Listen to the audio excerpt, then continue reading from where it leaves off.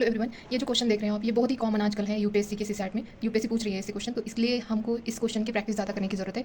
तो यहाँ पे ना 1 मिनट में पूरा नहीं होता था, इसलिए मैंने पहले ही यहाँ पे लिखा है। जस्ट मैं एक्सप्लेन कर दूँगी, बहुत आसान है ये, आप प्रैक्टिस करते हो तो यहाँ पे फाइंड जीरोज़ बोला है इस सीरीज़ में। तो यहाँ पे 100 इंटू 200 इंटू 300 ऐसे ऐसे चलते चलते 10,000 तक ये सीरीज़ चल रही है।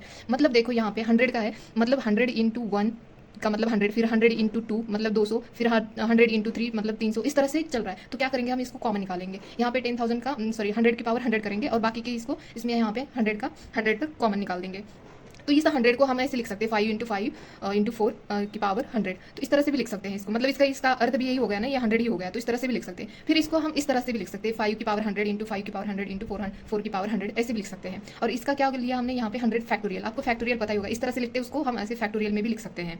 तो इस फैक्टोरियल में अगर हमें चेक करना है कि इतने जीरो आते हैं, तो 100 से डिवाइड करो 5 से, 100 को डिवाइड करो 5 से, यहाँ पे 20 आ जाएगा। और फिर 20 को फिर से 5 से डिवाइड करो 4 आ जाएगा, मतलब इनका टोटल कर दो 24 आ जाएगा यहाँ पे। तो फिर यहाँ पे हमें समझ, ये 4 तो हमें नहीं लेना, इसमें 5 नहीं है। तो आपको तो पता है 5 एंड जो भी इवन नंबर होता है उसी से जीरो बनता है, राइट। तो यहाँ पे हमारे जीरो मतलब 5 नहीं है तो जीरो नहीं बनेगा। तो हम क्या करेंगे, इन दोनों का मतलब 5 की पावर 200 लेंगे, ठीक है। तो यहाँ पे हमें 200 जीरो मिल गए, इंटू यहाँ पे 24 जीरो मिले हैं, तो इस यहाँ पे 5 की पावर 24 यहाँ पे लिखेंगे और टोटल हमारा जो आंसर आ जाएगा 224। आई होप कि आप समझ पाए। तो आंसर इसका डी है।